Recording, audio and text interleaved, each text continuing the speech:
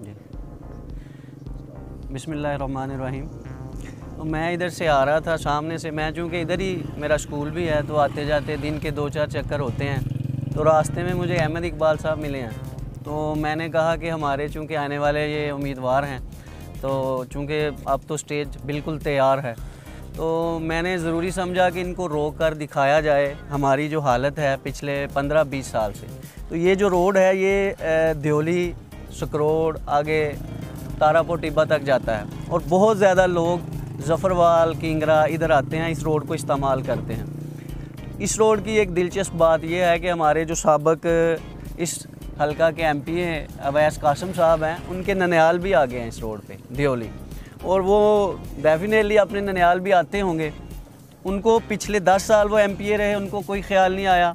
उसके बाद साबिक सूबाई वज़ीर जो थे हमारे जनाब सईद शाह साहब, उन्होंने भी 5 साल जो उनकी वजारत थी उसके दौरान इस रोड को बिल्कुल नहीं देखा।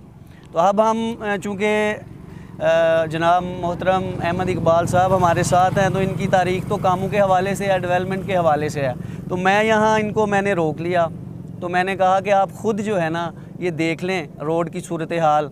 तो हम चाहते हैं कि आप आए हैं तो लोगों को पता चले कि आपने आते ही मसाइल की तरफ देखना शुरू कर दिया है। तो मैं आपसे रिक्वेस्ट करता हूं कि आप ख़ुद देखें जो सूरत हाल है। तो इंशाल्लाह अगर ये डेवलपमेंट जो है ये आप करवाने का वादा करते हैं, लोगों के ये मसाइल हल करवाने का वादा करते हैं, तो हम जैसे लोग इंशाल्लाह आपके कंधे से कंधे मिला के खड़े हैं। जी बहुत शुक्रिया। आपने मुझे रास्ते में राह चलते रोक के ये सारा कुछ दिखाया और बताया। मैं चाहता हूँ कि इसी तरह ज़फ़रवाल का हर शहरी, हर उम्मीदवार को राह चलते रोक कर उनकी कारकर्दगी पर भी सवाल करे कि आपने इलाके में तालीम, तरक्की के हवाले से क्या इक़दाम उठाए। ये अब जहाँ जिधर जिधर जाते हैं, गांव-गांव, मोहल्ले की कहानी यही है कि वहाँ पर आज तक किसी ने तवज्जो नहीं दी, लोगों का कोई वाली वारिस नहीं। कल मैं इधर डिंगे में था, वहाँ पर देख के लगता है कि लोग अभी 16वीं-17वीं सदी में रह रहे हैं, और इतना एक एहसास महरूमी है। डेलरा का अस्पताल, दरमान का अस्पताल देख के मतलब खंडर भी शर्मा जाएं, उनकी ऐसी हालत है। तो बड़ी बदकिस्मती है कि इस इलाके से लोगों ने अपने नुमाइंदों को इतनी मोहब्बत दी, बार बार चुना। अब भी वो कह रहे हैं जी हम में से किसी को चुन लें। तो क्या आप में से किसी को चुन के उन्होंने ये फ़ैसला करना है? हमारा मिशन बड़ा क्लियर है, और वो मिशन है अमन, तरक्की और तालीम। ज़फ़रवाल में इंशाल्लाह थाना कचहरी की सियासत ख़त्म होगी, अमन आएगा, भाईचारा आएगा। ये लड़ाई झगड़े की जो रवायत है ये इसको ख़त्म करेंगे। तरक्की के हवाले से जो ये मैंने किसी जगह सुना था कि मोटरवे भी यहाँ पे बनाना चाहते थे, बात वो करनी चाहिए इंसान को जो वो कर सके। तो इंशाल्लाह ये सारे जो काम हैं, ज़फ़रवाल जब अमन, तालीम और तरक्की का फ़ैसला करेगा तो ज़फ़रवाल को एक फ़र्क नज़र आएगा। यहाँ पे वादे नहीं होते, यहाँ पर काम होते हैं। स्कूलों की हालत देख के अफसोस होता है, तकलीफ़ होती है। दरमान इतना बड़ा सेंटर है, वहाँ पर कुछ नहीं। आगे सकरोर यूसी है, ये वो इलाका है जब पाकिस्तान और भारत की कशीदगी होती है, तो ये वो लोग हैं जो माल मवेशी की कुर्बानी देते हैं, ये वो लोग हैं जो गोलाबारी खाते हैं। तो क्या हम इतना भी नहीं कर सकते कि उनको रास्ता एक अच्छा बना के दे दें? क्या हम इतना भी नहीं कर सकते कि उनके बच्चों को अच्छी तालीम की सहूलियात स्कूल दे सकें ताकि वो अपना आने वाला मुस्तकबिल बेहतर कर सकें? तो इसीलिए हम मैदान में उतरे हैं, और मेरा ख्याल है लोगों का फ़ैसला क्लियर है कि ये जो अड्डों की सियासत है, कमिश्नों की सियासत है, थानागर्दी की सियासत है, इसको लोग रद्द करेंगे और अमन, तालीम और तरक्की के हक़ में फ़ैसला करेंगे। अहमद साहब, एक बात और मैं करना चाहता हूँ। 15 साल से ये डेवलपमेंट के नाम पर इस इलाके से वोट लिए जाते रहे हैं।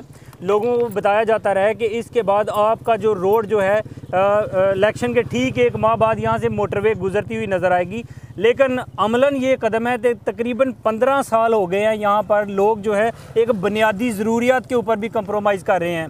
और दूसरी बड़ी बात जो है कि यहाँ पर यूनियन लेवल पर भी एक स्कूल नहीं है, मिडल स्कूल नहीं है जिसको अपग्रेड किया जा सके ताकि बच्चों की तालीम जारी रखी जा सके आसानी से। ये बड़े मसले हैं इस रोड के, और ये लोग गुज़श्ता 15-20 साल से ये मसाइल के साथ जी रहे हैं। देखिए बात ये है कि जो जैसा कि मैंने कहा कि ये इलेक्शन ज़फ़रवाल के लिए एक रेफरेंडम है, अगर लोग ज़फ़रवाल के नुमाइंदों की कारकर्दगी से मुतमईन हैं या नहीं, क्या यहाँ पे उन्होंने इलाके में तालीम आम करने के लिए इक़दामात किए। अगर उसका सवाल हाँ में है तो यकीनन आप उनको वोट दें, अगर नफ़ी में है तो मेरा ख़्याल है ये रेफ़रेंडम है, ये वो सवाल है और ये सवाल अवाम का हक़ है। इलेक्शन 5 साल बाद होता है तो यही वो मौका होता है कि जब अवाम अपने नुमाइंदों का एहतसाब करती है, जिन्होंने आपसे वादे किए हैं उनसे उन वादों का हिसाब लेने का और पिछले 70 साल की कारकर्दगी का हिसाब लेने का वक्त आ गया है। एक और बात है, ये जो साथ की रोड है किंगरा रोड, उसकी भी यही हालत है। ऐसी ही हालत है जी, बहुत बुरी हालत है और वो ज़फ़रवाल का और सियालकोट का एक रब्त है, तारीख़ी रब्त है और ये इलाका तारीख़ी तौर पर सियालकोट के ज़्यादा नज़दीक रहा है। इसी वजह से यहाँ पर आप देखते हैं कि लोग सियालकोट रहना, लाहौर की निस्बत सियालकोट ज़्यादा लोगों का रुझान है, रहने का भी, काम काज का भी, मजदूरी का भी। अब ये सड़क बेहतर हो तो आप वही जो इंडस्ट्रियलाइजेशन सियालकोट में हो रही है उसको अपने इलाके ज़फ़रवाल में लेके आ सकते हैं और यहाँ पे माशाल्लाह टैलेंट भी है, लेबर, वही लेबर जो वहाँ जाती है उसको यहाँ पे मौके मिल सकते हैं। मैं पहले भी बात कर चुका हूँ कि ये इलाका बहुत मौजू है स्मॉल इंडस्ट्री के लिए, स्मॉल इंडस्ट्रियल क्लस्टर कोई यहाँ पे बने, वोकेशनल ट्रेनिंग इंस्टीट्यूट्स बने, जो हमारे इस इलाके के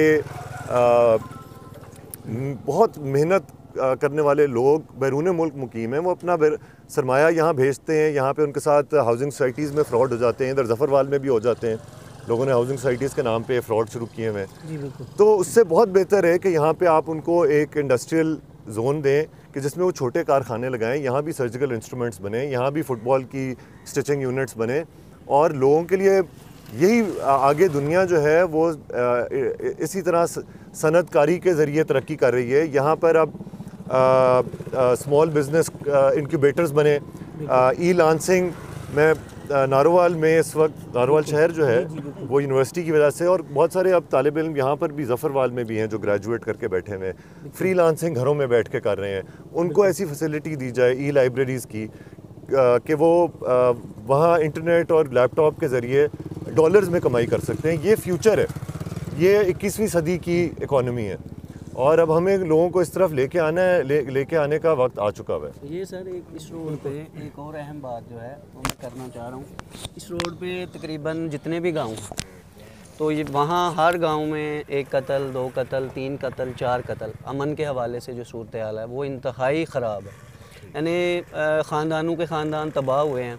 तकरीबन आप अगर हम सुपवाल और नडवाल और सकरोड़ और जंडियाला इन गाँव को देखें, हर गांव के अंदर दुश्मनी है और दुश्मनी किस वजह से हैं? इन नुमाइंदों की वजह से। इनके बंदे हैं उधर, एक बंदा एक तरफ लग जाता है, एक दूसरी पार्ट, लोगों के लोग मरते हैं और ये लोग क्या करते हैं, अपने पैसे जो हैं वो थाने कचहरी के अंदर वो दुकानदारी इस हवाले से आप क्या करना चाहते हैं? मेरा ये क्वेश्चन है कि आया आप इसको बदलेंगे?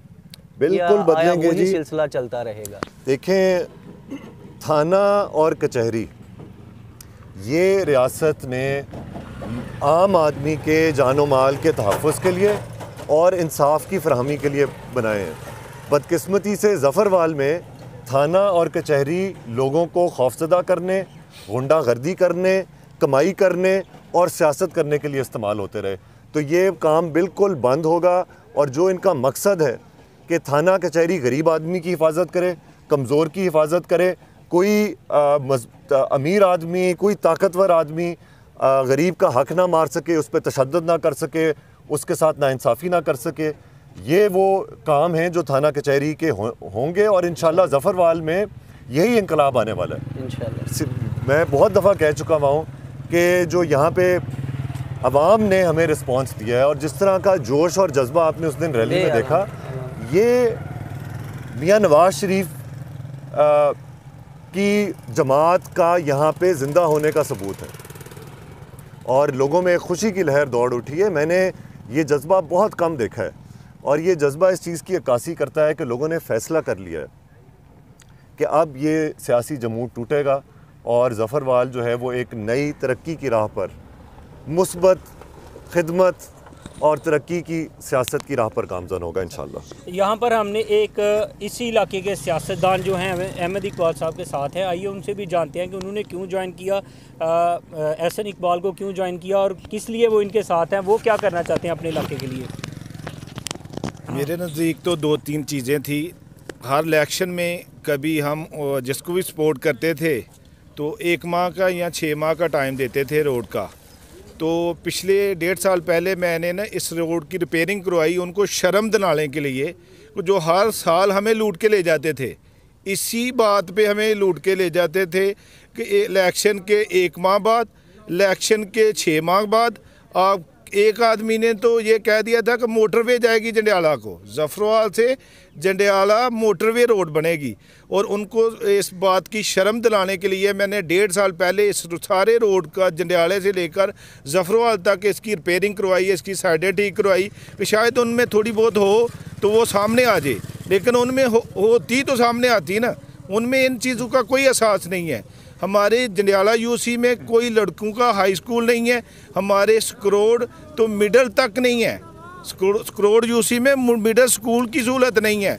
इतना इन लोगों ने हमारे ऊपर जुल्म किया हुआ है और इस जुल्म का बदला हम वोट की ताकत से देंगे इंशाल्लाह। अहमद इकबाल साहब अपने रूट पर हैं, मज़हर साहब भी अपने रूट पर निकल चुके हैं। मैं बताना ये चाहता हूँ कि किसी भी सियासतदान के लिए ज़रूरी है कि वह लोगों के मसाइल की तरफ तवज्जो दे, लोगों के मसाइल को हल करे और मसाइल हल करने के बाद वो लोगों से वोट का हक़ मांगे। तो ये जो जंडियाला रोड है, यहाँ पर लोगों की हक़ तलफ़ी हुई है, लोगों का हक़ इस नाम के साथ छीना गया है कि आप हमें वोट करें, हम आपके इलाके की तरक्की करेंगे। तो नए जो नुमाइंदगान हैं इनसे भी यही तवक्को है कि वो आएँ, लोगों से वादे करें लेकिन उसको पूरा भी करें।